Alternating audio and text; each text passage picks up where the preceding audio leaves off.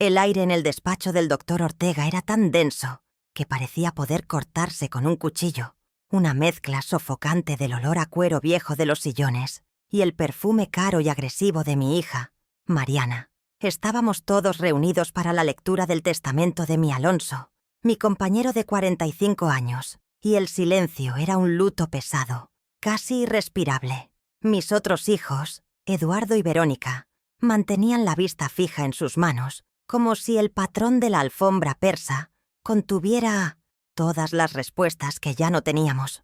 Yo, por mi parte, sentía un frío que nada tenía que ver con el aire acondicionado, un vacío helado que se había instalado en mi pecho desde el día en que Alonso se fue. Aferraba con fuerza el pañuelo bordado que él me había regalado en nuestro primer aniversario, una pequeña ancla en medio de un océano de dolor y de una tensión familiar que crecía por segundos, palpable y oscura, amenazando con ahogarnos a todos. El doctor Ortega, un hombre cuya lealtad a mi esposo trascendía lo profesional, se aclaró la garganta y sus palabras comenzaron a llenar la habitación. Habló de bienes, de legados menores, de deseos que Alonso había dejado por escrito con su caligrafía firme y elegante.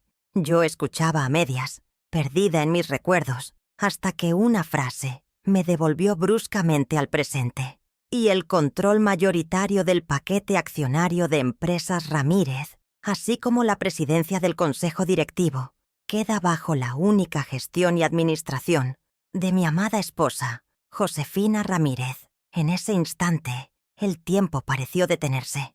Pude sentir, sin necesidad de mirarla, cómo la postura de Mariana se tensaba a mi lado, cómo el aire a su alrededor vibraba con una furia contenida. El silencio que siguió a las palabras del abogado no fue de respeto, sino el preludio de una tormenta que estaba a punto de desatarse sobre mi cabeza.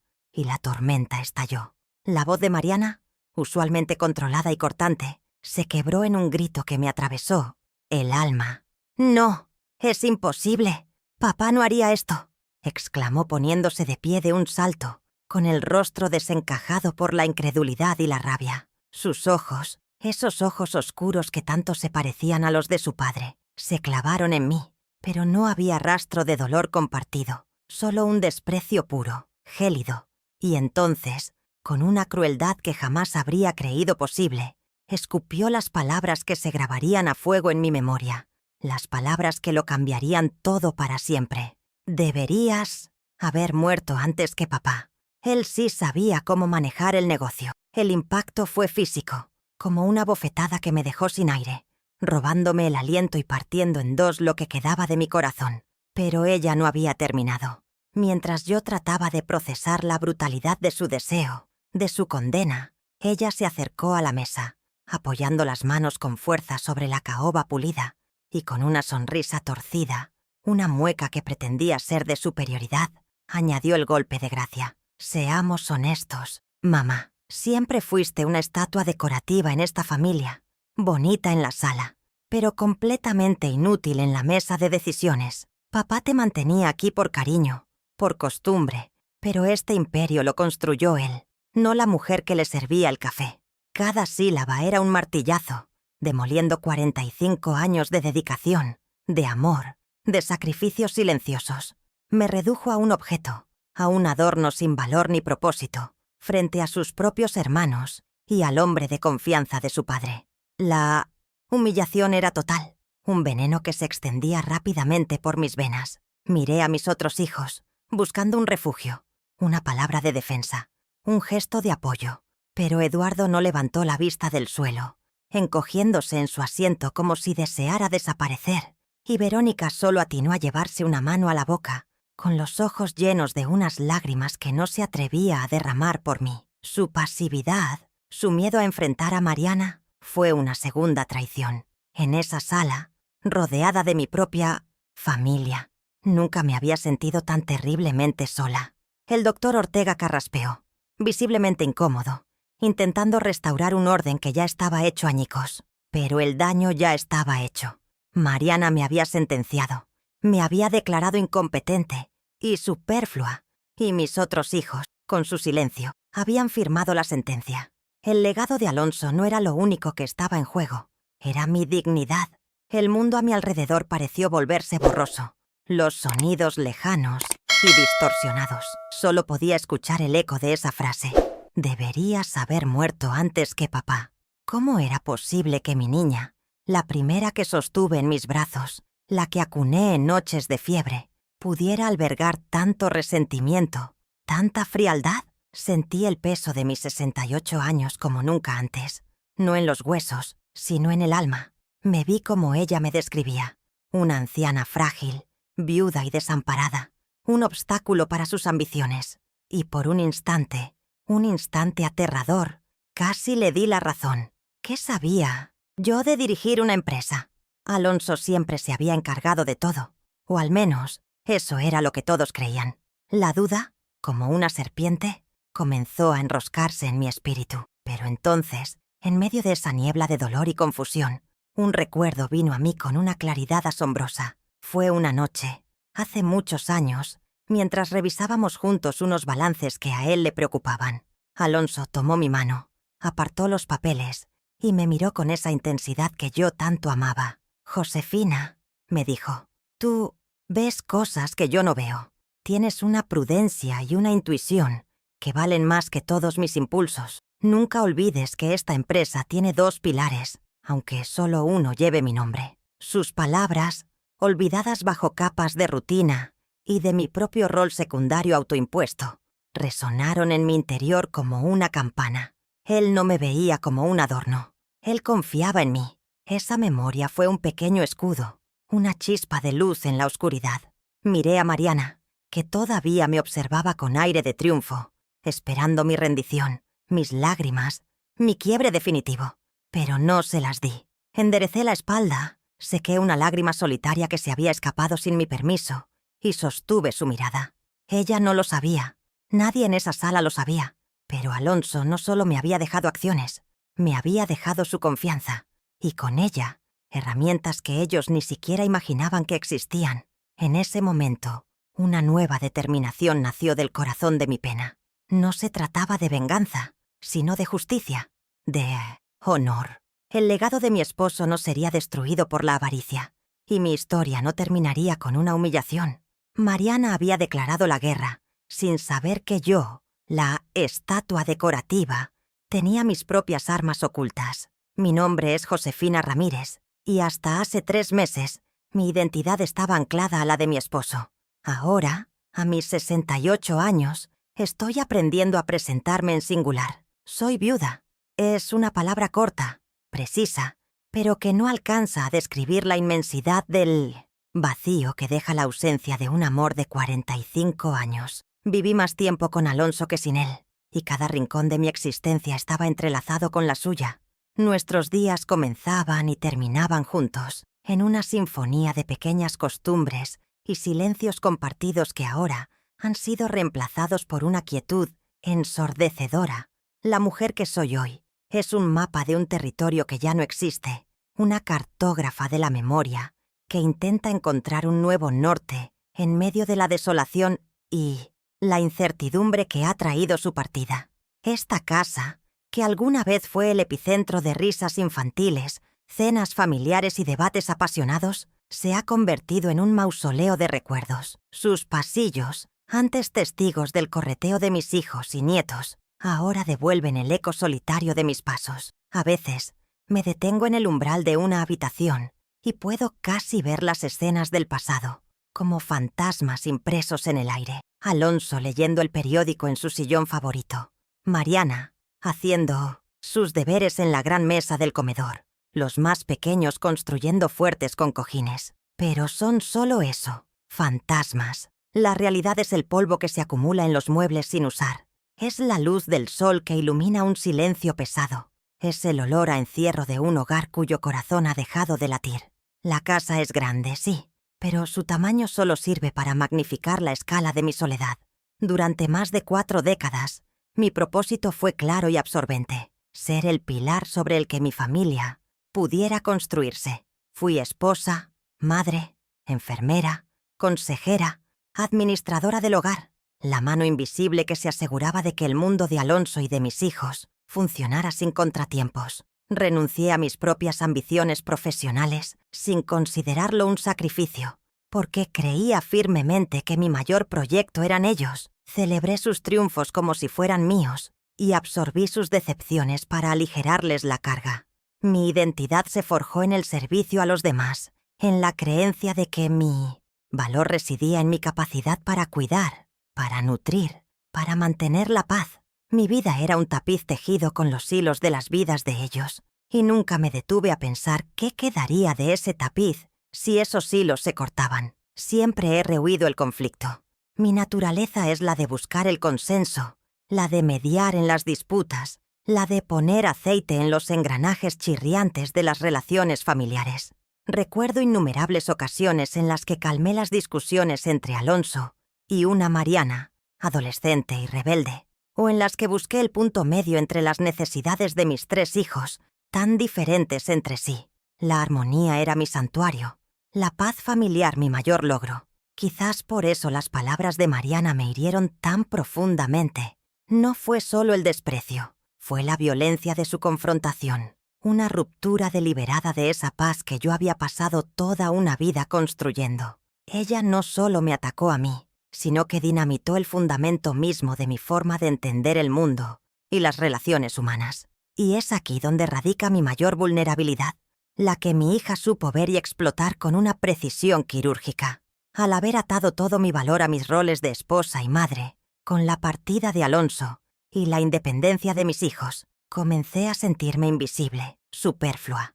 ¿Quién era yo si ya no era la esposa de Alonso Ramírez? Si mis hijos ya no necesitaban mis cuidados diarios. La pregunta me aterrorizaba en las largas noches de insomnio. Me convertí en una reliquia de Saad, un tiempo pasado, una figura que todos respetaban por costumbre, pero cuya utilidad parecía haber caducado. Sentía que mi voz había perdido su eco en mi propia casa, y que mis opiniones eran escuchadas con la condescendencia que se le reserva a una anciana entrañable pero desconectada de la realidad. Mi rutina actual es un pálido reflejo de lo que fue. Los días se alargan, vacíos de las obligaciones que antes los estructuraban. Me levanto temprano, por la fuerza de la costumbre, y preparo café, para una sola taza, un acto que cada mañana es un recordatorio punzante de mi soledad. Vago por la casa, ordenando cosas que ya están en orden, limpiando superficies que ya están impolutas. Mis únicos refugios verdaderos son 2: mi jardín, un pequeño universo de vida que depende de mis cuidados, y las cajas de viejos álbumes de fotos, donde puedo conversar en silencio con las personas que fuimos, con la familia que creí haber construido sobre cimientos de amor incondicional y que ahora se resquebraja ante mis ojos. En el jardín encuentro una paz que el resto de la casa me niega. Allí, entre las rosas que Alonso plantó para mí y las hierbas aromáticas que uso para cocinar, mis manos tienen un propósito: hundir los dedos en la tierra fresca, podar una rama seca para dar paso a un nuevo brote, regar las plantas sedientas al atardecer. Son rituales que me conectan con el ciclo de la vida, la muerte y el renacimiento. El jardín no me juzga. No le importa si soy vieja, si estoy triste o si me siento inútil. Solo responde a mi cuidado, a mi paciencia, a mi dedicación. Cada flor que se abre es una pequeña victoria, un recordatorio silencioso de que todavía soy capaz de crear belleza, de nutrir la vida, de hacer que algo florezca a pesar de las inclemencias. Los álbumes de fotos son un consuelo más agridulce. Paso horas recorriendo esas páginas de cartulina, acariciando los rostros congelados en el tiempo. Hay una foto de Mariana a los 5 años, abrazada a mi cuello con una confianza absoluta, su risa desdentada llenando todo el encuadre. ¿Qué pasó con esa niña? ¿En qué recodo del camino su amor se transformó en esa ambición fría que la llevó a desear mi muerte? Busco respuestas en sus ojos infantiles, pero solo encuentro el reflejo de mi propia ingenuidad. Creí que el amor que di era suficiente para blindar sus corazones contra la amargura, pero me equivoqué. Esas imágenes son el testimonio de una felicidad que se siente tan lejana como si perteneciera a otra vida, a otra mujer. Sin embargo, hay algo que Mariana no sabe, algo que yo misma casi había olvidado. Antes de ser la esposa de Alonso, antes de ser madre, Fui Josefina Agramonte, una de las mejores estudiantes de mi promoción en la Facultad de Ciencias Económicas. Soñaba con una carrera en el mundo financiero. Me apasionaban los números, las estrategias de mercado, el pulso de la economía. Dejé todo eso en un cajón cuando me casé, pero el conocimiento no ha desaparecido, solo ha estado latente. Recuerdo las noches en que Alonso, preocupado por alguna decisión empresarial, me traía sus balances y sus informes. Mientras los niños dormían, nos sentábamos en la cocina y yo, la estatua decorativa, les señalaba riesgos que no había visto, les sugería oportunidades que había pasado por alto. Mi mente, aunque apartada de la práctica profesional, nunca dejó de funcionar. Esa mujer, la economista, la estratega, la compañera silenciosa en la construcción de un imperio, es la que ahora lucha por salir de debajo de los escombros de la viuda desconsolada. Las crueles palabras de mi hija, diseñadas para aniquilarme, han tenido un efecto inesperado. Han sido como una descarga eléctrica que ha despertado a una parte de mí que llevaba décadas dormida. Ella me ve como un final, un pasado que debe ser apartado, pero yo estoy empezando a sentir que quizás este sea el comienzo de un nuevo capítulo.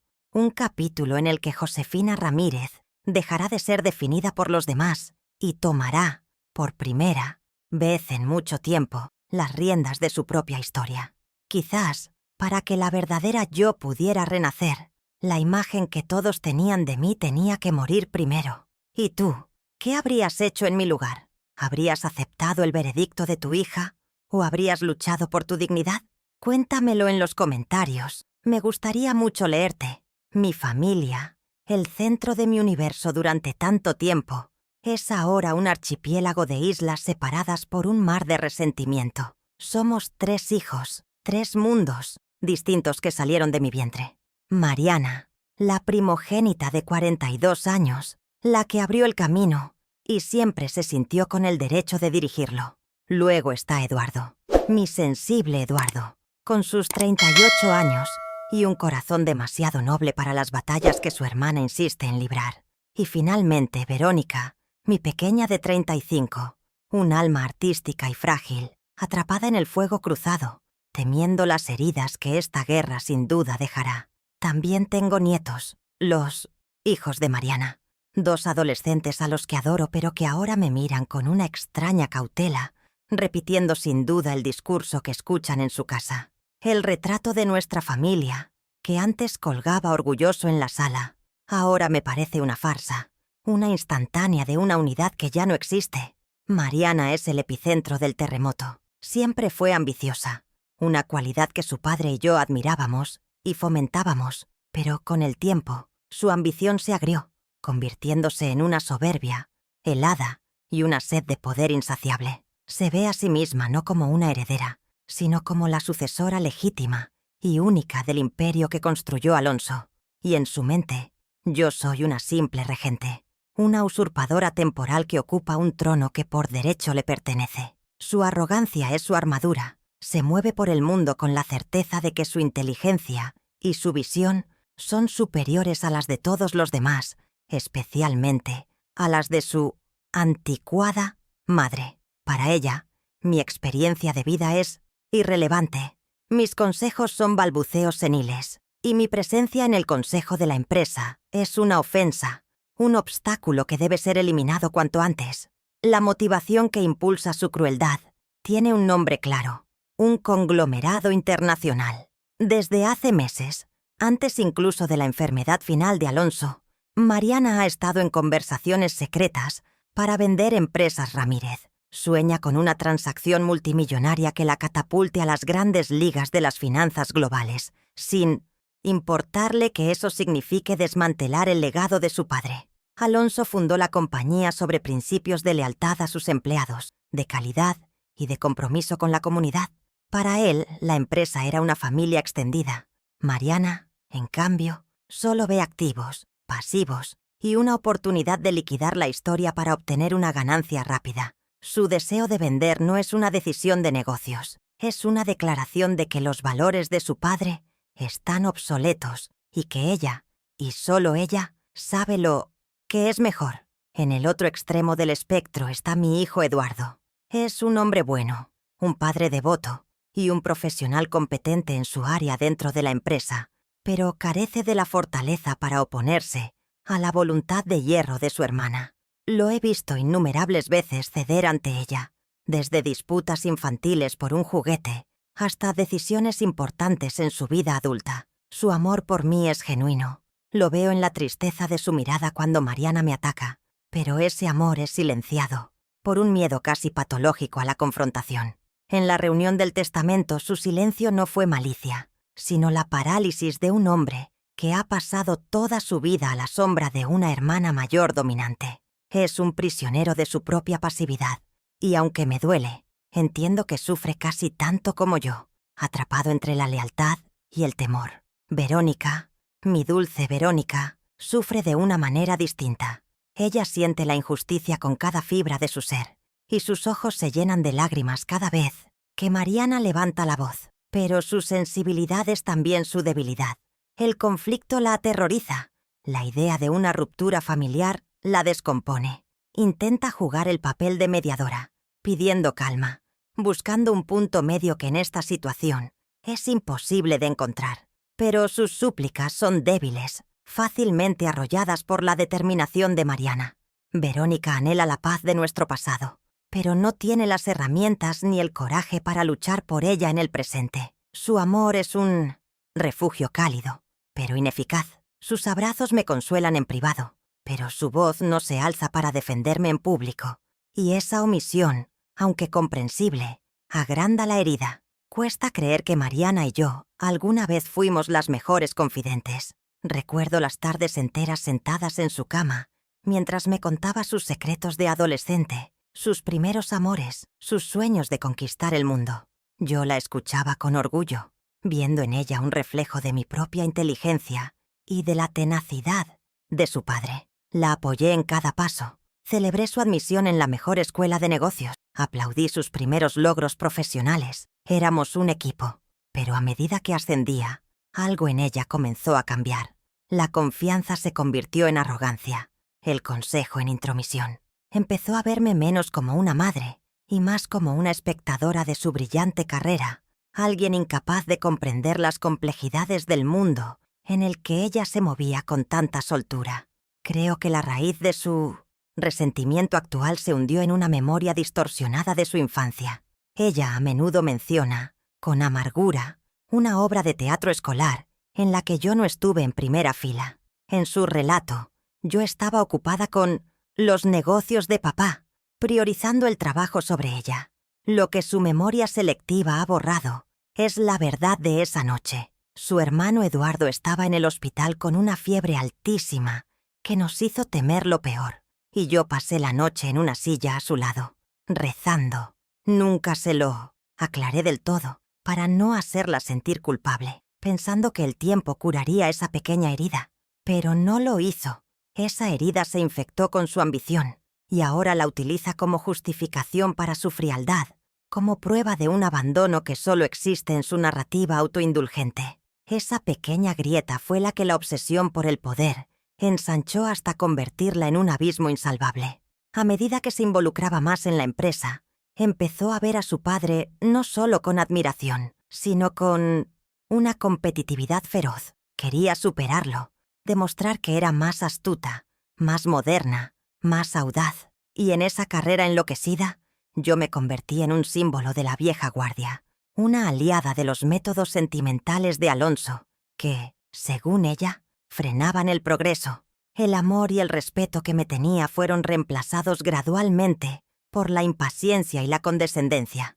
La hija que yo crié, la que me abrazaba con devoción, ha sido sepultada bajo capas de ambición y resentimiento, y ahora debo enfrentarme a esta extraña que lleva su rostro y que no dudará en pasar por encima de mí para conseguir lo que quiere. Hay sacrificios que se ven, los que se cuentan en las historias familiares como medallas de honor. Y luego están los otros, los silenciosos, los que se tejen en la urdimbre del día a día, tan constantes y fundamentales que se vuelven invisibles. Mi vida ha sido un largo tapiz de estos últimos. Todo comenzó con una decisión. tomada hace casi medio siglo en el pequeño apartamento que Alonso y yo alquilábamos. Él tenía la visión, la energía arrolladora del emprendedor.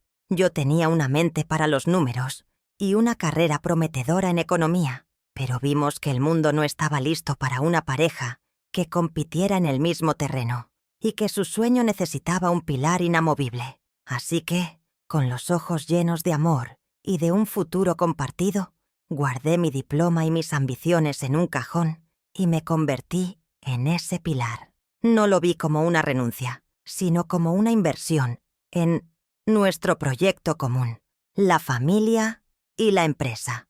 Mi trabajo no tenía horario ni sueldo, pero sus responsabilidades eran infinitas.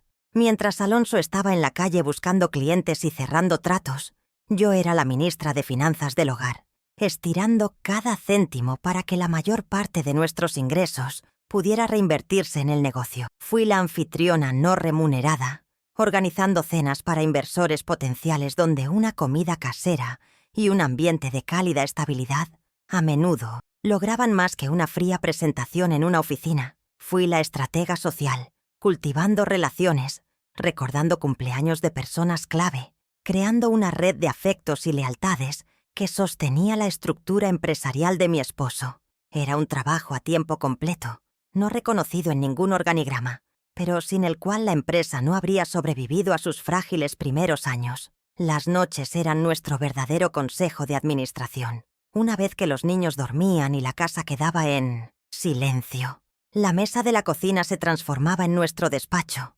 Alonso extendía los planos, los balances, los contratos, y su rostro se llenaba de la preocupación que ocultaba durante el día. Y allí, la economista que yo había puesto en pausa despertaba. Recuerdo una noche en particular. Él estaba a punto de firmar una alianza que parecía muy prometedora, pero algo en los números no me cuadraba. Una pequeña inconsistencia en las proyecciones de flujo de caja. Insistí, le hice revisar todo de nuevo, y descubrimos que la otra empresa estaba al borde de la quiebra y buscaba un rescate desesperado. Mi intuición, mi formación, salvó a Empresas Ramírez de su primer gran desastre, y como esa, hubo cientos de noches. Pero mi mayor dedicación fue criar a mis hijos en ese entorno de incertidumbre y trabajo incesante. Fueron años de noches en vela, no solo por las preocupaciones del negocio, sino por las fiebres, las pesadillas y los corazones rotos de mis 3 pequeños. Me aseguré de que el estrés de construir un futuro nunca empañara su infancia. Me convertí en tutora, psicóloga y chofer. Recuerdo pasar horas con una pequeña Mariana, enseñándole pacientemente a resolver problemas matemáticos complejos, viendo cómo su mente brillante se iluminaba. Qué ironía que esas mismas habilidades que ayudé a cultivar sean las que ahora usa para calcular fríamente el valor de vender nuestro legado y para argumentar mi supuesta incompetencia. Le di las herramientas para construir su éxito y ahora las usa como armas en mi contra. Cada avance en sus vidas fue financiado por una renuncia nuestra.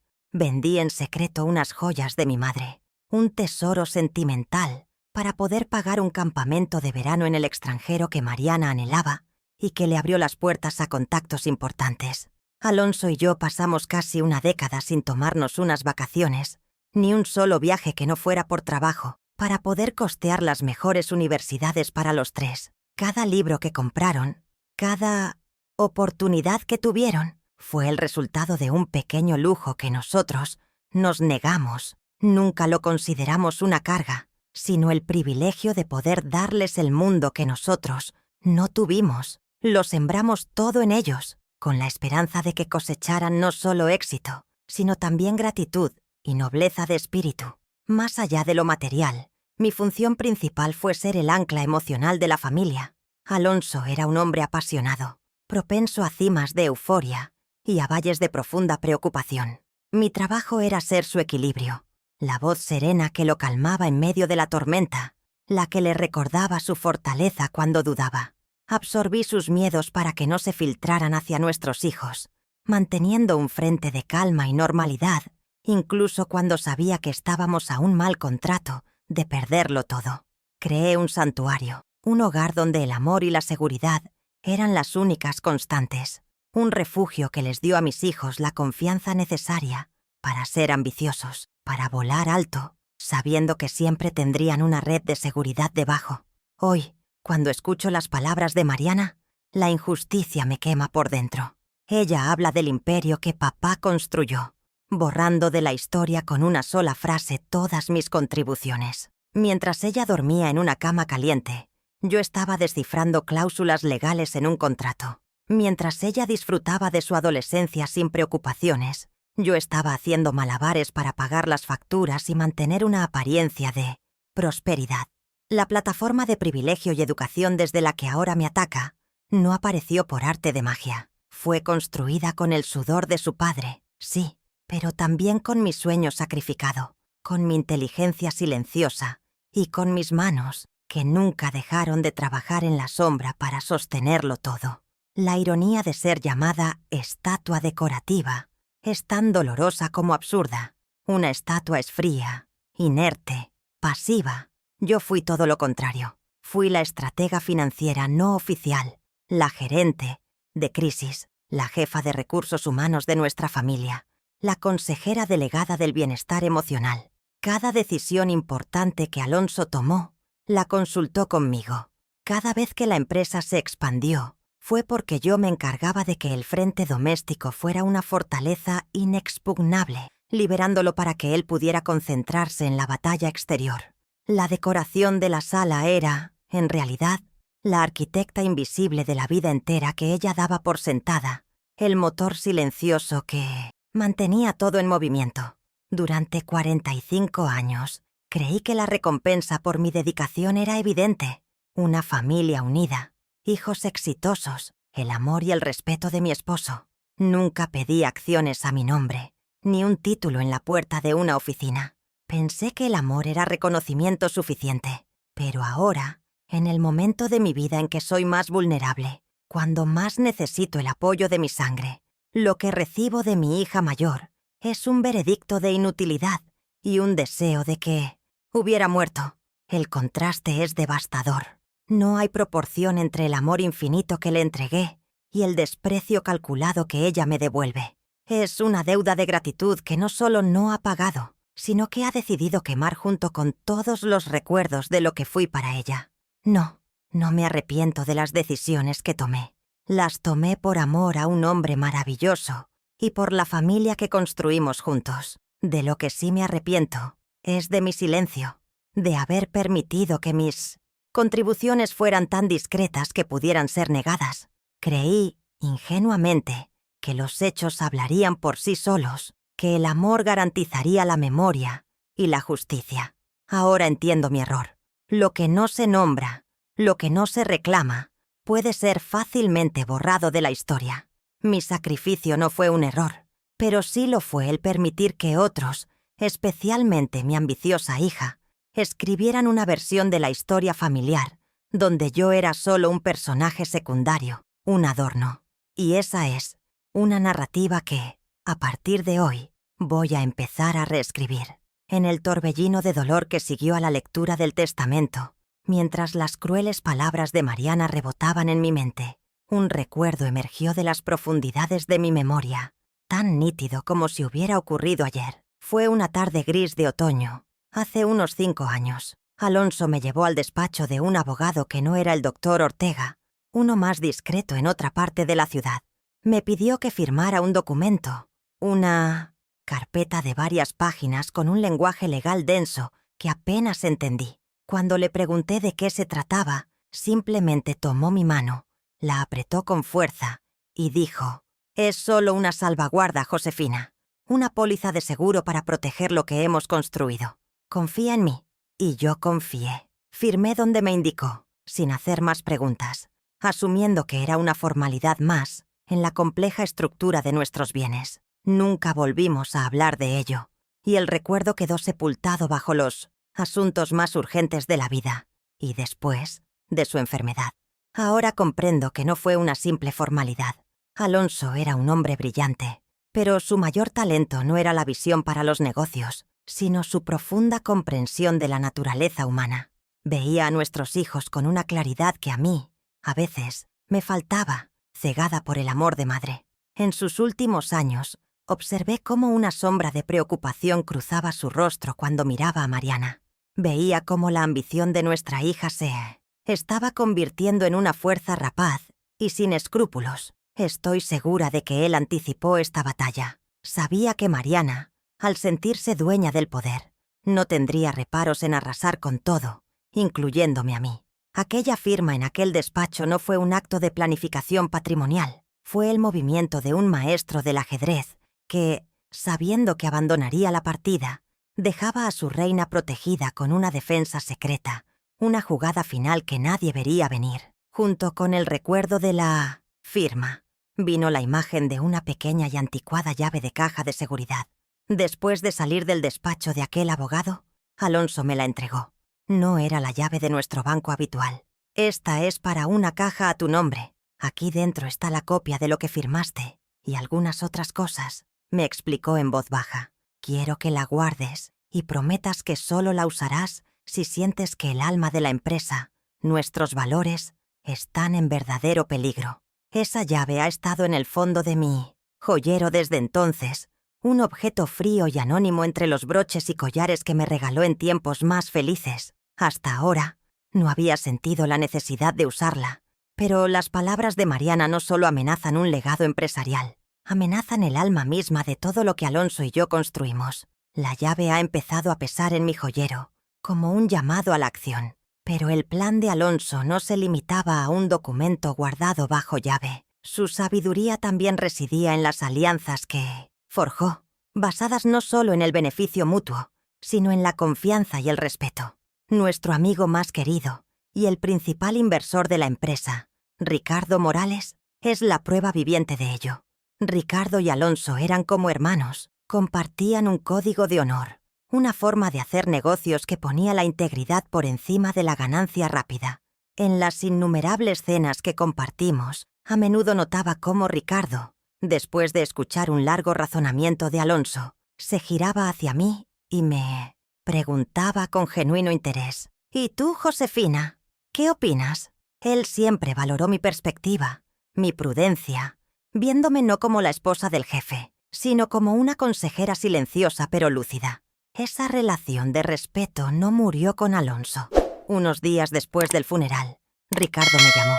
Esperaba las condolencias de rigor, pero su llamada fue mucho más allá. «Josefina», me dijo con su voz grave y tranquilizadora, «sé que estos deben ser momentos increíblemente difíciles. Solo quiero que sepas algo que Alonso me hizo prometerle. Estaba preocupado por la impaciencia de Mariana, por su visión tan corporativa. Me hizo jurar que velaría por su verdadero legado.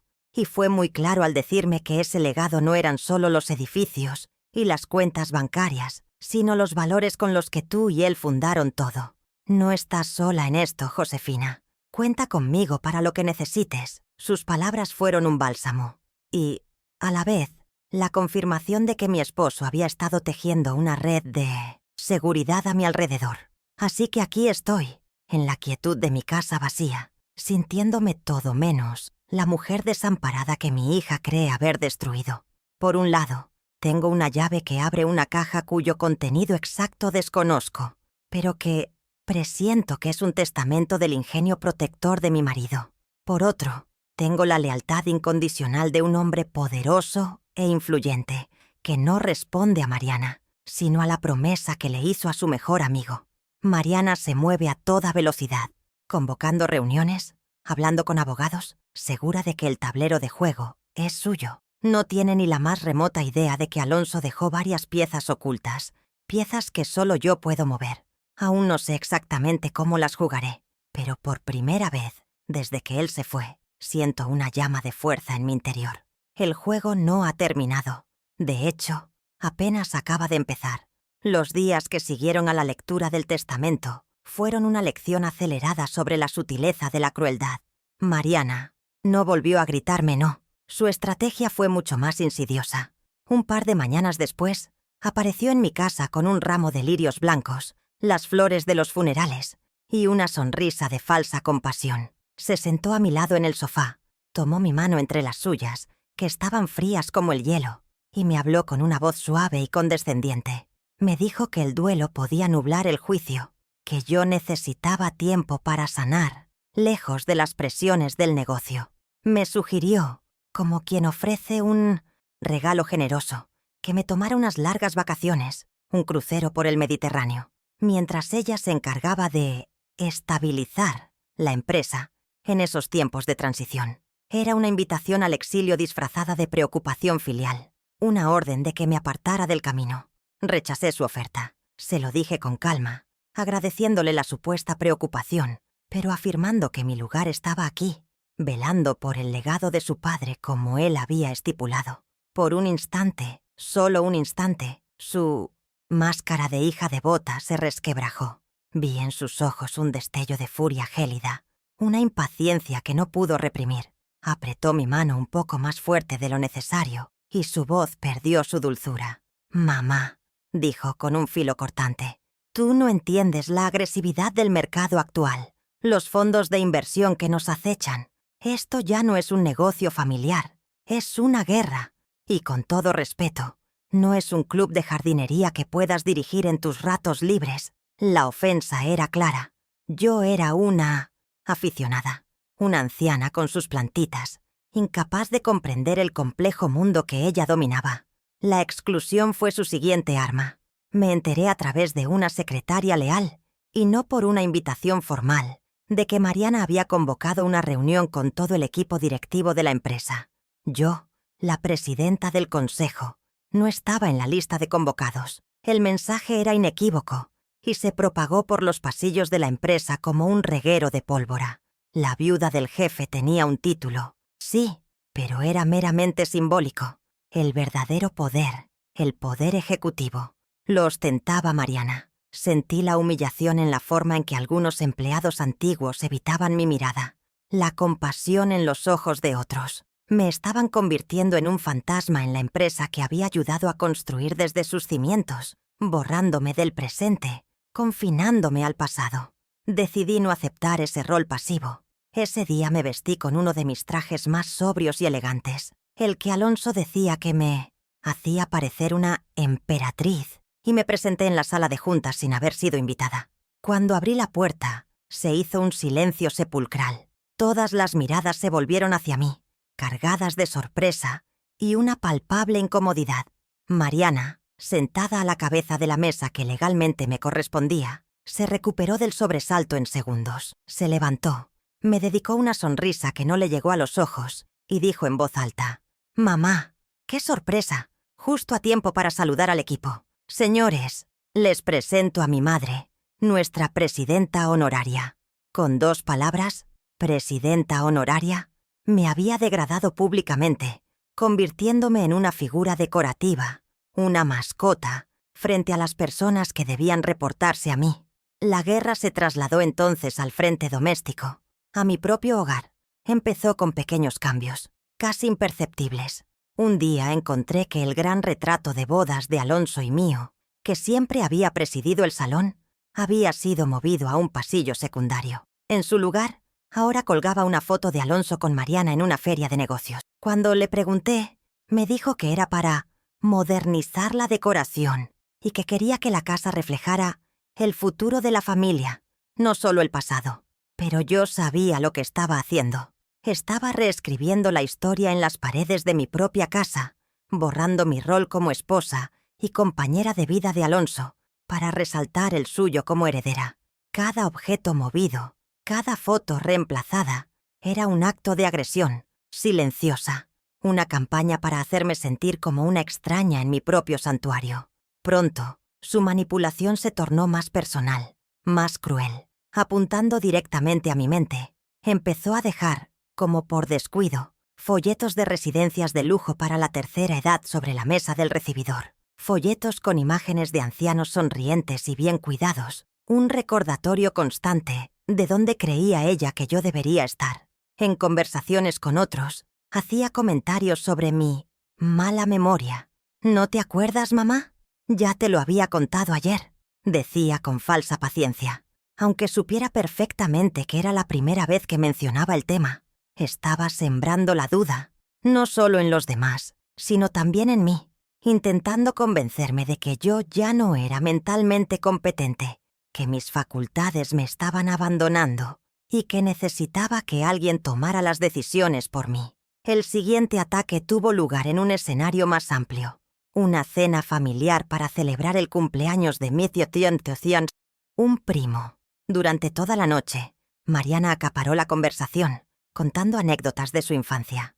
Pero en su versión, los recuerdos estaban sutilmente tergiversados. Contó la historia de cuando me perdí volviendo de unas vacaciones, provocando las risas de todos, pero omitió que estaba al volante porque Alonso había tenido una subida de tensión y yo estaba tratando de encontrar el hospital más cercano. Me pintó como una mujer despistada y poco práctica, una caricatura entrañable pero incompetente, y yo no podía defenderme, no sin revelar intimidades de su padre y sin convertir una celebración familiar en un campo de batalla.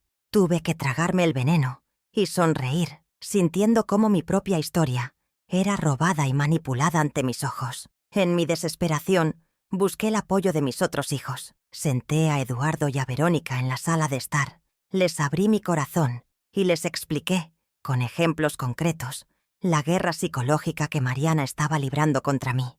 La reacción fue desoladora. Eduardo se removía incómodo en su asiento, sin atreverse a mirarme a los ojos, y solo acertaba a balbucear que Mariana está bajo mucho estrés y que él no quería tomar partido para no romper la familia. Verónica, por su parte, se echó a llorar, diciendo que todo era horrible, pero sin ofrecer ninguna solución, ninguna palabra de apoyo que fuera más allá de la lástima. En ese momento, comprendí la verdadera profundidad de mi soledad. No solo debía luchar contra mi hija, sino que debía hacerlo sin la ayuda de nadie, completamente sola. La ofensiva en la empresa se recrudeció. Mariana convocó una reunión de la junta directiva, esta vez invitándome formalmente, pero solo porque su plan requería mi presencia. En esa reunión, presentó los detalles preliminares de su propuesta de venta, aunque la disfrazó con el eufemismo de Alianza Estratégica para la Modernización. Usó una presentación llena de gráficos complejos, proyecciones financieras y un lenguaje técnico y anglosajón diseñado para abrumar y para hacerme parecer desconectada. Hablaba a una velocidad vertiginosa, sin detenerse, creando la impresión de que su plan era la única salida lógica y que cualquier duda al respecto era una señal de ignorancia o de un sentimentalismo anticuado que pondría en riesgo a la compañía. Fue una demostración de fuerza, un acto de intimidación intelectual. Para rematar su actuación, uno de sus aliados en la junta, un hombre joven y ambicioso que le debía su puesto, se volvió hacia mí y, con una falsa deferencia, me hizo una pregunta extremadamente técnica sobre las implicaciones fiscales de la fusión en los mercados asiáticos. Sabía que yo no tendría la respuesta en la punta de la lengua, no porque no lo entendiera, sino porque era un dato específico que requeriría preparación. El silencio se hizo espeso mientras yo buscaba las palabras. Dudé por un instante, y esa duda fue suficiente. Vi una pequeña sonrisa de triunfo en los labios de Mariana. La trampa había funcionado. Me había hecho parecer incompetente y desinformada en el foro donde más importaba, frente a las personas cuyo apoyo necesitaba. La humillación fue pública y precisa. No contenta con minar mi autoridad moral y profesional, Mariana empezó a ejercer presión financiera. Como cotitular de algunas cuentas familiares, comenzó a fiscalizar mis gastos personales. Recibí una llamada suya, con un tono falsamente preocupado, preguntándome por un cargo en la tarjeta de crédito, correspondiente a un vivero.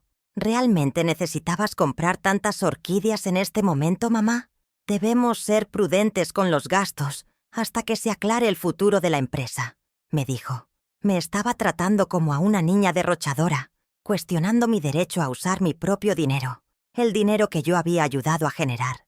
Era otra forma de control, otra manera de recordarme que, en su nuevo orden, yo ya no tenía autonomía, ni siquiera para comprar flores para mi jardín. La crueldad alcanzó su punto más bajo cuando empezó a usar a mis nietos. Un día que vinieron a visitarme, escuché por casualidad a Mariana hablando por teléfono con su hijo mayor en el pasillo. Sé paciente con la abuela, cariño, le decía en voz baja. Sabes que no ha estado muy bien últimamente. A veces se confunde. Se me heló la sangre. Estaba envenenando la mente de mis propios nietos, enseñándoles a mirarme con una mezcla de lástima y desconfianza. Buscaba aislarme de la única fuente de amor puro e incondicional que me quedaba, convirtiendo mi refugio más sagrado, mi relación con ellos, en otro campo de batalla. Quería dejarme sin aliados, sin consuelo, completamente rodeada. El golpe más duro en el ámbito público ocurrió en el evento anual de la fundación benéfica que Alonso y yo habíamos apoyado durante más de 30 años. Era una noche importante, un homenaje a la labor de mi esposo, pero antes de que yo pudiera decir una palabra, Mariana subió al escenario, anunció una donación récord por parte de Empresas Ramírez y pronunció un discurso apasionado sobre la nueva era de responsabilidad social de la compañía bajo una nueva visión de futuro. Habló como si la filantropía de la familia hubiera comenzado con ella, borrando décadas de nuestro compromiso. Me vi obligada a aplaudir desde mi mesa, sonriendo para las cámaras, mientras mi hija se apropiaba de nuestra historia de generosidad y se presentaba ante toda nuestra comunidad como la única y verdadera sucesora. Unos días después vino a mi estudio, donde yo revisaba unos papeles. No se anduvo con rodeos. He encontrado al comprador perfecto, anunció, con un aire de finalidad. El acuerdo está prácticamente cerrado. Es una oferta fantástica que asegurará el futuro de todos. Me miró, y su expresión no era de triunfo, sino de una extraña y retorcida autocomplacencia. Lo hago para proteger el patrimonio de papá, sentenció. Para protegerlo de tus buenas intenciones y tu falta de visión.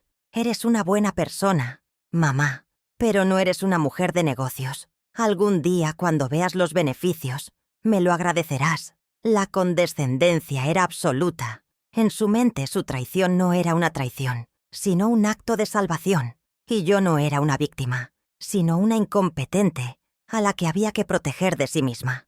Cuando Mariana salió del estudio, dejando tras de sí la estela de su perfume y la arrogancia de sus últimas palabras, algún día me lo agradecerás. Yo no me moví. Permanecí de pie, en medio de la habitación, escuchando el silencio que había dejado. No sentí la rabia ardiente que esperaba, ni la punzada helada de la tristeza. Lo que sentí fue algo mucho más desolador. Una calma absoluta, la calma del epicentro de un huracán, donde todo ha sido ya destruido. En ese instante se rompió el último y finísimo hilo de esperanza al que me había estado aferrando sin darme cuenta. La esperanza de que, en algún lugar bajo esas capas de ambición y desprecio, todavía existiera la niña a la que le leía cuentos por la noche. Comprendí que esa niña se había ido para siempre y que la mujer que había ocupado su lugar era una extraña, una adversaria. Esa noche fue la más larga de mi vida. Vagué por la casa a oscuras, rozando con la yema de los dedos los muebles, los marcos de las fotos, los objetos que eran los testigos mudos de mi historia. Me miré en el gran espejo del recibidor y, por un momento, vi lo que Mariana veía, una anciana frágil, encorvada por el peso del duelo, con los ojos hundidos por el llanto. La duda, ese veneno que mi hija había estado inoculando con tanto esmero, me invadió con una fuerza abrumadora. ¿Y si tenía razón? ¿Y si yo solo era una sentimental aferrada a un pasado que ya no existía? Por un instante aterrador, consideré la rendición. Consideré llamarla y decirle: «Tienes razón, haz lo que creas conveniente». Quería paz, anhelaba el fin de la batalla, aunque el precio fuera mi propia aniquilación. El punto de inflexión llegó poco antes del amanecer. Salí al jardín, buscando el aire fresco que me ayudara a respirar. Mis pies me llevaron, casi por inercia, hasta el rosal que Alonso había plantado para nuestro 25º aniversario. Había sufrido una plaga terrible el invierno pasado y pensé que lo había perdido, pero allí estaba, contra todo pronóstico, con un único y desafiante capullo rojo a punto de abrirse entre las hojas nuevas, una pequeña y terca manifestación de vida en medio de la desolación. Mirando esa rosa, algo dentro de mí hizo clic. Rendirse no era una opción.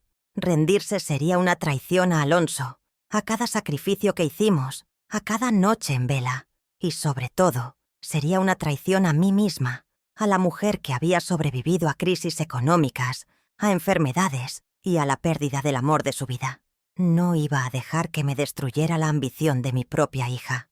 En ese momento, el dolor no desapareció, pero se transformó, se solidificó, pasando de ser una niebla que me asfixiaba a convertirse en un diamante en el centro de mi ser, duro, afilado y absolutamente claro.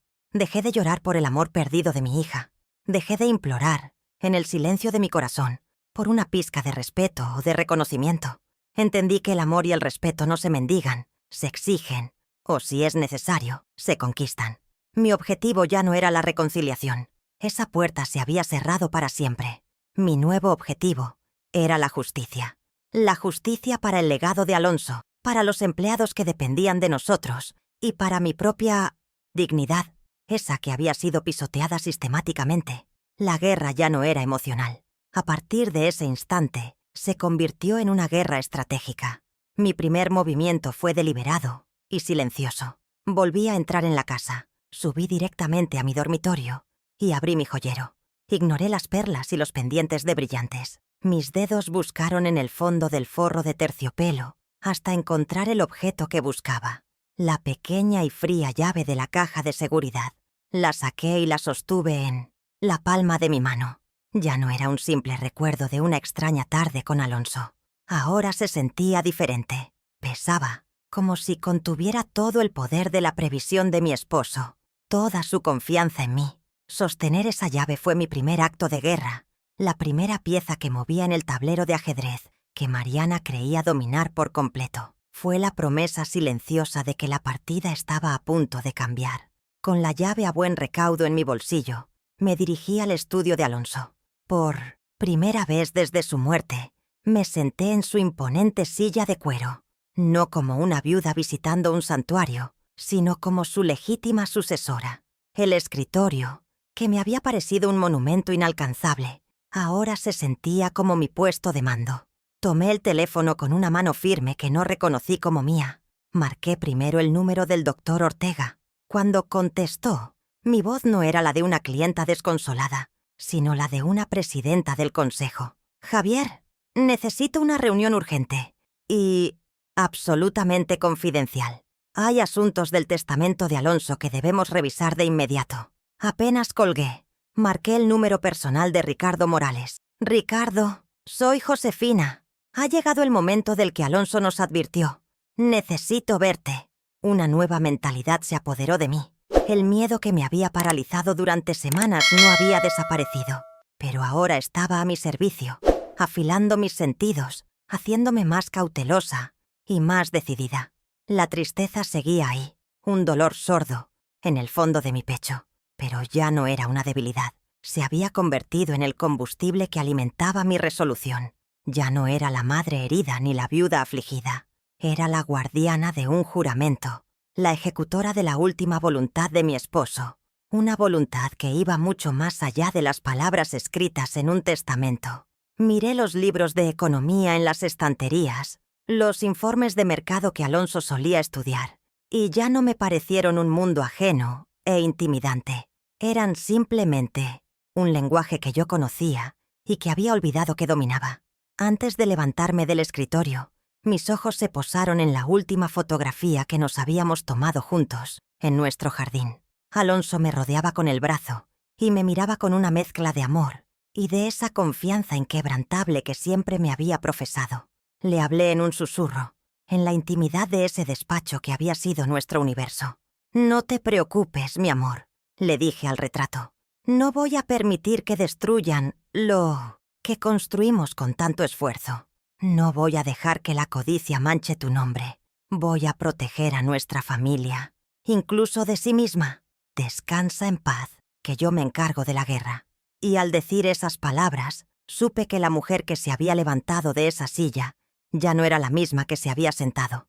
El punto de ruptura había pasado, y el plan, mi plan, ya estaba en marcha. Mi primera parada, antes de ver a ningún abogado o aliado, fue al banco donde Alonso había alquilado esa misteriosa caja de seguridad. El empleado me condujo a una habitación austera, con una única mesa y una silla, y me dejó a solas con la caja de metal. Pesaba, no solo por su contenido, sino por el significado de ese momento. Con manos temblorosas, introduje la llave y giré la cerradura. Dentro no había joyas ni fajos de billetes, sino una única carpeta de cuero. La abrí, y mis ojos se encontraron con un documento legal, redactado con una jerga impenetrable, pero con una cláusula destacada que Alonso, o su previsor abogado, había hecho subrayar. No entendí todas las implicaciones en ese momento, pero las palabras derecho de veto irrevocable y decisiones estratégicas fundamentales saltaron de la página. Era más de lo que había imaginado. No era un escudo, era una espada. Con la carpeta bajo el brazo, me reuní con el doctor Ortega en un discreto café lejos de nuestras oficinas. Le deslicé el documento sobre la mesa y observé su rostro mientras leía. Vi cómo sus cejas se arqueaban por la sorpresa y luego cómo una lenta sonrisa de pura admiración se dibujaba en su rostro. Alonso era un genio, murmuró, negando con la cabeza. Siempre iba 3 jugadas por delante. Pasamos las siguientes 2 horas trazando una estrategia. No una de ataque frontal, todavía no, sino una de guerrillas, de pequeños golpes que minaran la autoridad de Mariana, que sembraran la duda en la junta directiva y que le demostraran que yo no era la figura decorativa que ella creía. El primer objetivo sería su primer gran proyecto, un cambio radical en la imagen pública de la empresa, el preludio de su plan de venta. El plan de Mariana era deshacerse de la agencia de publicidad que había trabajado con nosotros durante más de 20 años, una firma que entendía a la perfección los valores de la marca que Alonso había construido. En su lugar, quería contratar a una agencia nueva, agresiva y de moda, conocida por sus campañas llamativas y su enfoque en resultados a corto plazo. Su objetivo era claro: inflar la percepción de la empresa rápidamente, darle un barniz de modernidad superficial para hacerla más atractiva a los ojos del conglomerado internacional con el que negociaba. Iba a presentar su propuesta en la siguiente reunión de la Junta, esperando una aprobación unánime y rápida, un mero trámite en su camino hacia la venta. Ese sería nuestro primer campo de batalla. Llegó el día de la reunión. Mariana, con su habitual confianza, desplegó una presentación impecable, llena de vídeos, impactantes y proyecciones optimistas. Habló del futuro, de la necesidad de romper con el pasado y de la genialidad de la nueva agencia que nos llevaría a una nueva era de relevancia global. Me dirigió una mirada fugaz, una mezcla de condescendencia y triunfo, segura de que yo permanecería en silencio, intimidada por su despliegue de poder. Los miembros de la Junta asentían, cautivados por su retórica. Cuando terminó su presentación y pidió la votación para aprobar el cambio, el ambiente era de mero formalismo. Pero entonces, antes de que nadie pudiera levantar la mano, pedí la palabra. Mi voz, aunque suave, cortó el aire de la sala. No mencioné el veto. No ataqué su propuesta de frente. Simplemente comencé a hacer preguntas. ¿Podría la señorita Ramírez facilitarnos el ratio de retención de clientes de la nueva agencia en los últimos 5 años? Pregunté con calma.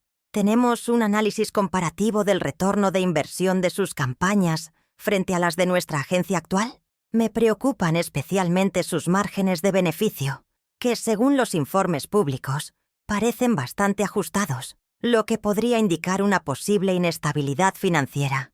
Cada pregunta era precisa, técnica, basada en datos que Ricardo me había ayudado a recopilar discretamente. No estaba hablando como una madre sentimental, sino como la economista que siempre había sido.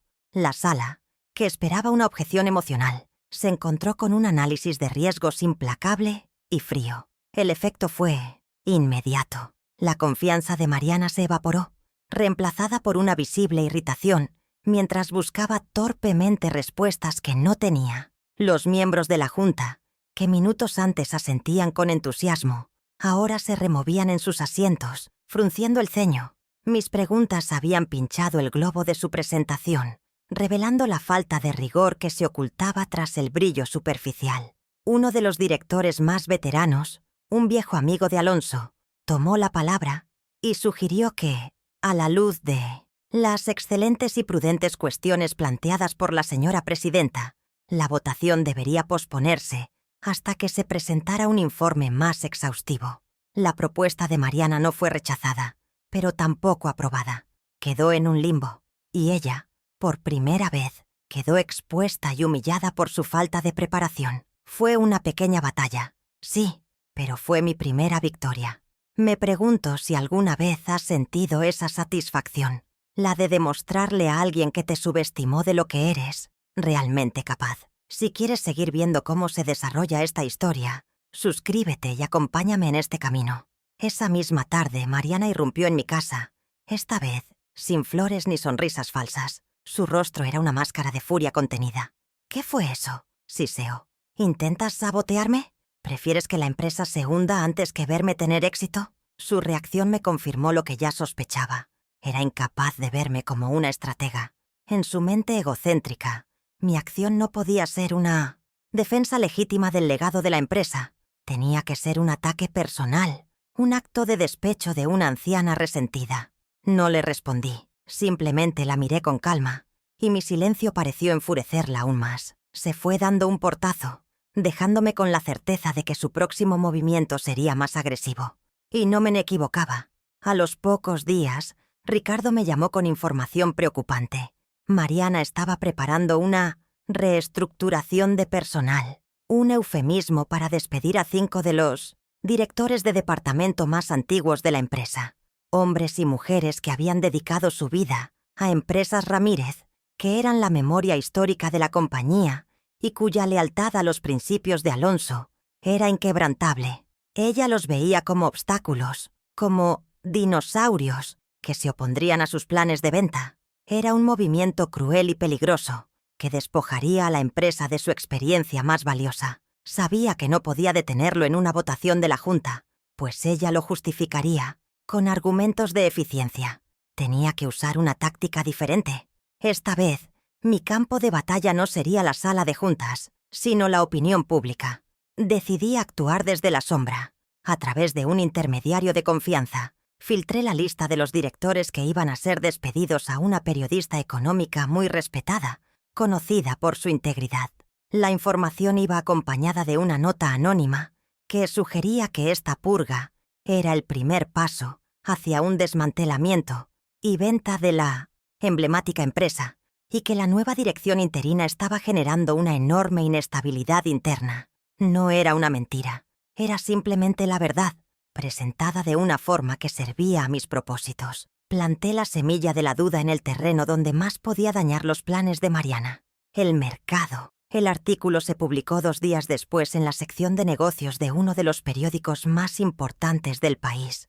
No era una noticia de portada, pero fue suficiente. El titular hablaba de incertidumbre en el futuro de Empresas Ramírez y citaba a fuentes internas preocupadas por una gestión errática y un posible cambio de rumbo radical. El teléfono de la oficina no dejó de sonar.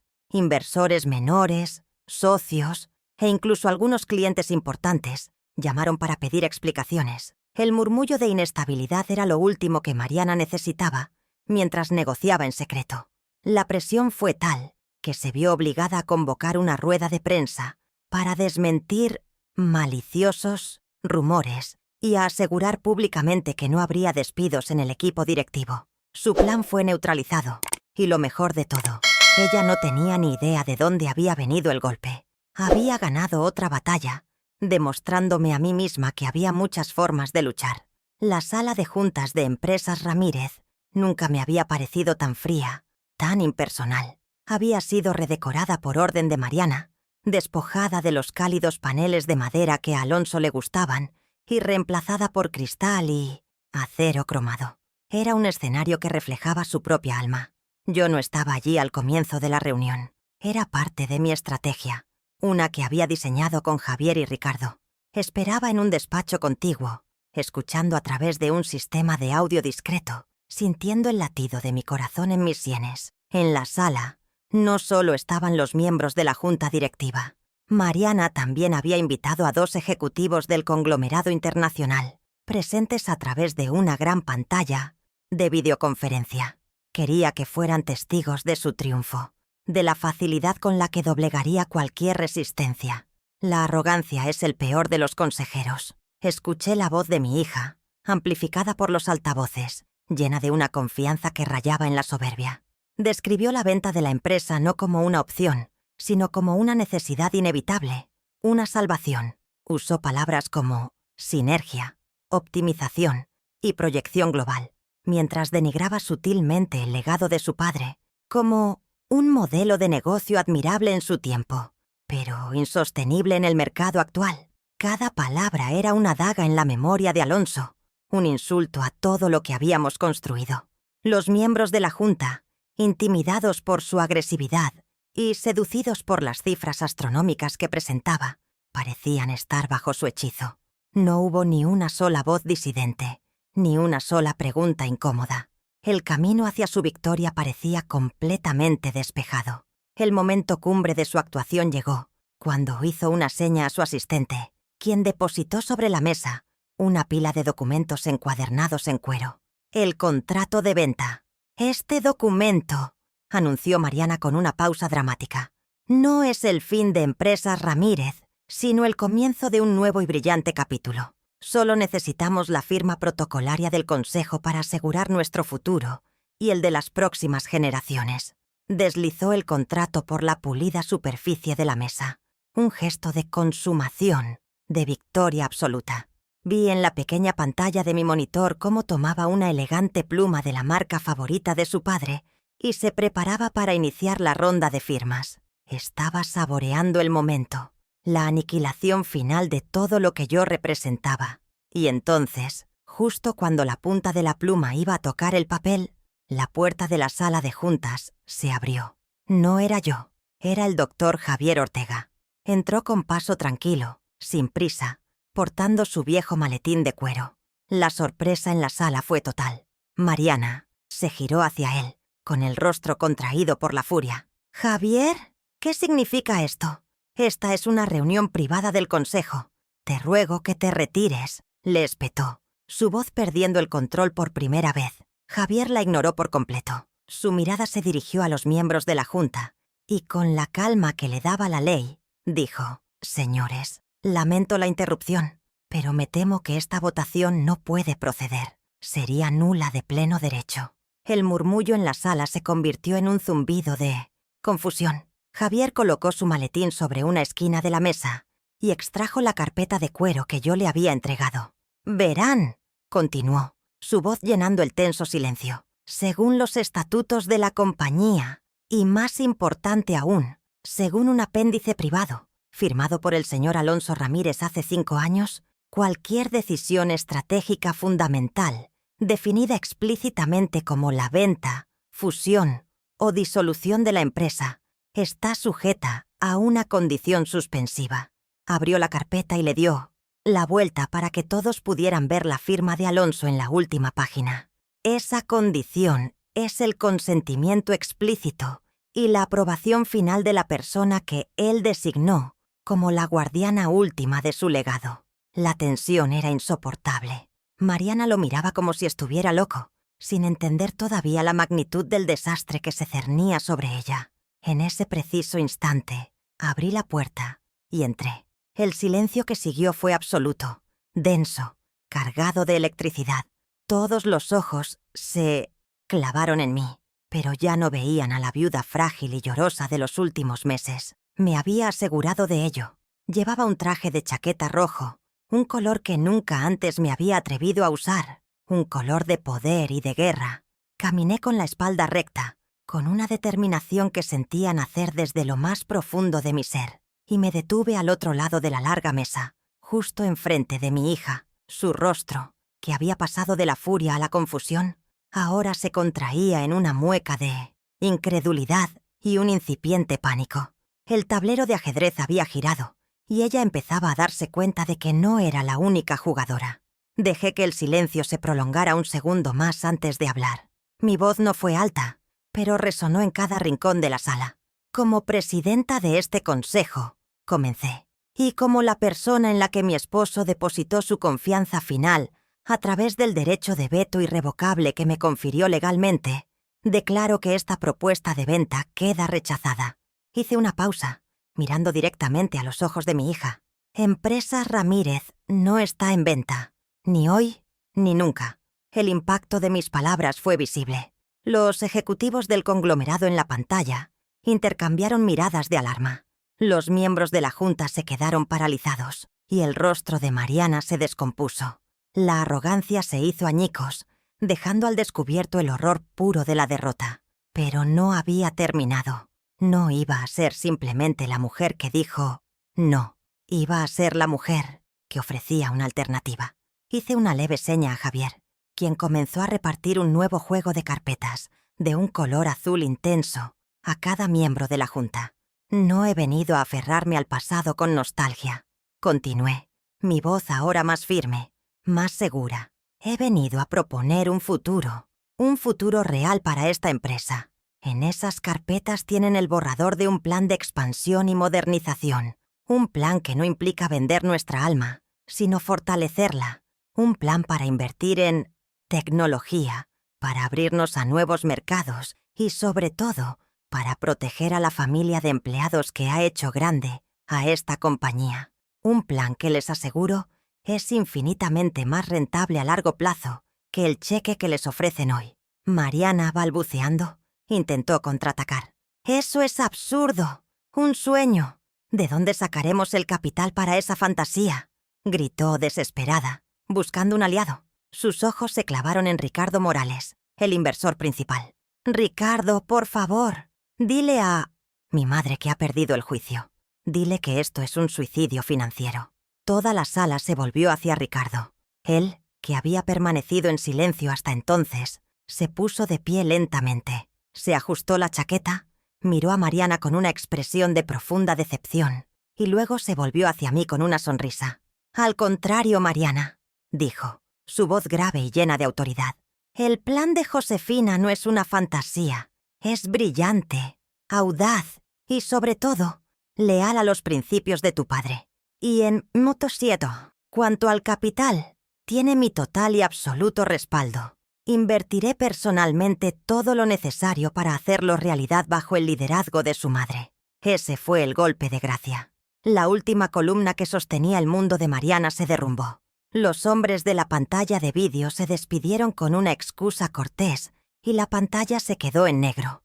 Los miembros de la junta abrían las carpetas azules con un interés renovado, mirándome con una expresión de asombro y de un respeto que nunca antes me habían mostrado. Mariana se quedó de pie, sola en medio de la sala, con el rostro pálido, los ojos desorbitados, comprendiendo que no solo había perdido una votación, sino que lo había perdido todo.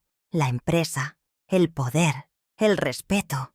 Y yo la miré, no con la alegría de la victoria, sino con la tristeza de una madre que contempla las ruinas de lo que su hija, por su propia mano, había destruido. La guerra había terminado. La estatua decorativa, finalmente, había ocupado su trono. La derrota de Mariana no fue ruidosa. No hubo gritos, ni lágrimas, ni acusaciones. Fue algo mucho más profundo y terrible. Una implosión. Vi cómo el color abandonaba su rostro, cómo la estructura de arrogancia que la sostenía se desvanecía en un instante, dejándola vacía, como un edificio en demolición. Se quedó inmóvil por un largo minuto, mientras los demás miembros de la junta, recuperándose del shock, comenzaban a hablar en voz baja, estudiando las carpetas azules que yo les había entregado. Luego, sin decir una palabra, sin mirar a nadie, recogió su bolso y caminó hacia la puerta. Sus pasos, que siempre habían sido firmes y decididos, ahora eran los de un autómata. Esa fue su pérdida más simbólica. No fue solo la empresa lo que se le escapó de las manos en esa sala, fue su identidad, la imagen de poder y control infalible que había construido con tanto esmero y que se hizo añicos en un instante. Los días siguientes revelaron el alcance total de las consecuencias concretas de sus actos y la increíble previsión de mi difunto esposo. El doctor Ortega me explicó con detalle las cláusulas que yo no había llegado a comprender en su totalidad.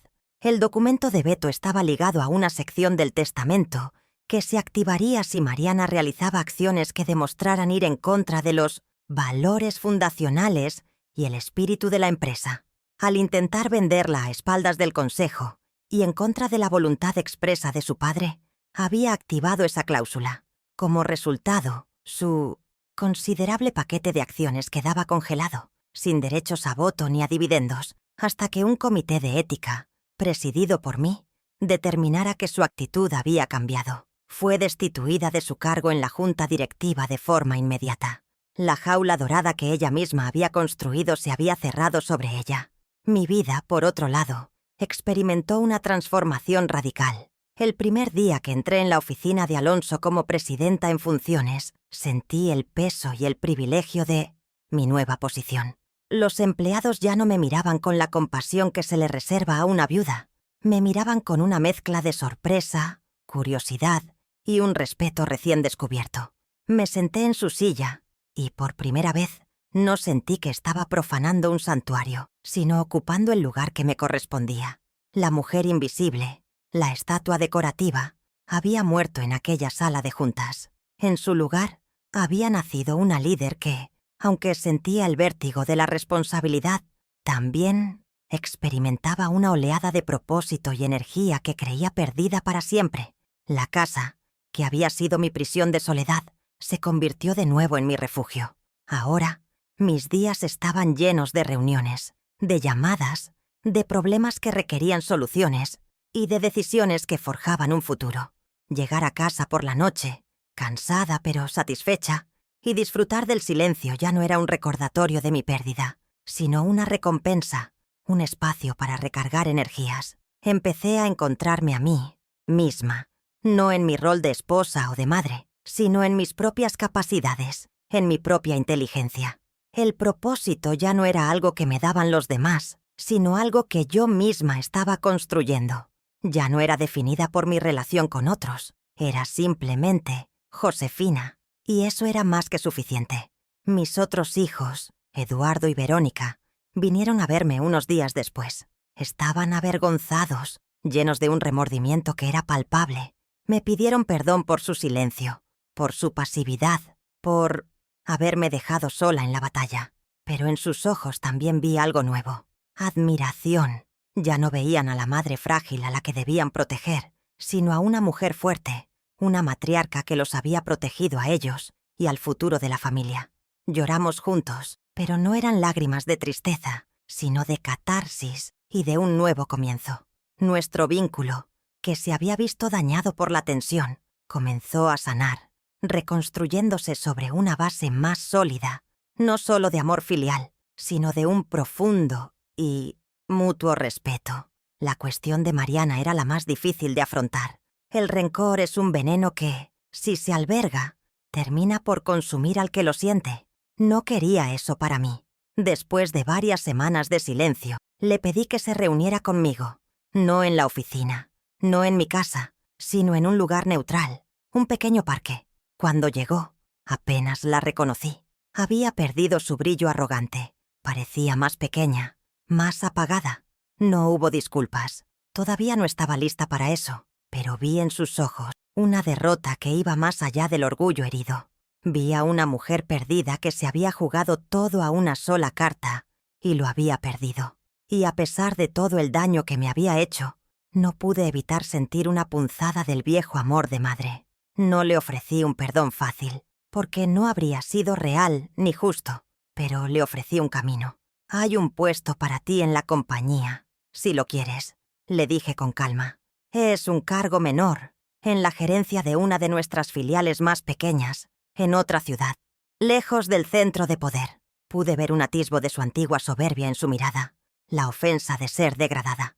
Esta oferta, continué, antes de que pudiera protestar, está condicionada.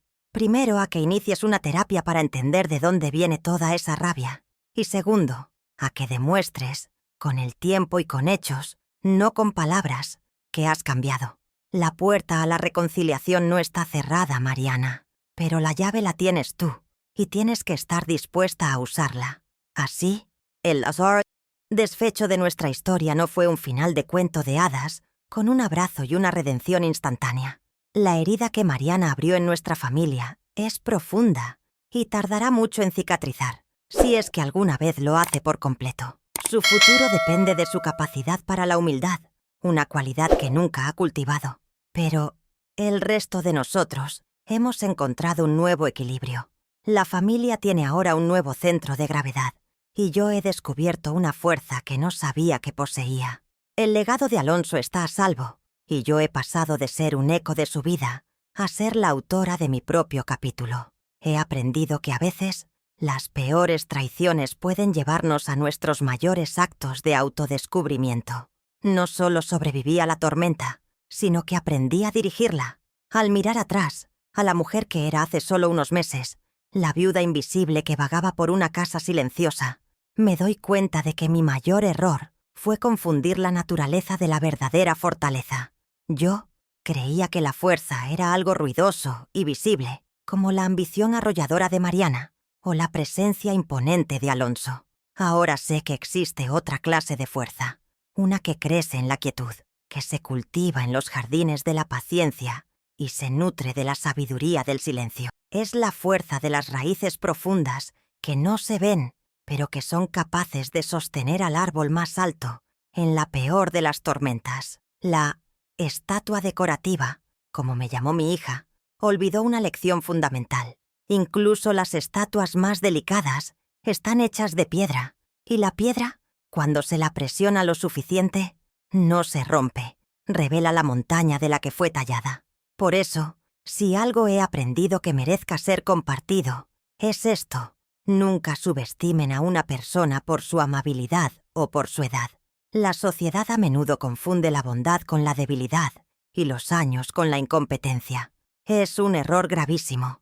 Aquellos que han vivido una larga vida no solo acumulan arrugas, sino también una perspectiva invaluable. Aquellos que han pasado su existencia cuidando de otros no son serviles, son expertos en la naturaleza humana, en la diplomacia del corazón.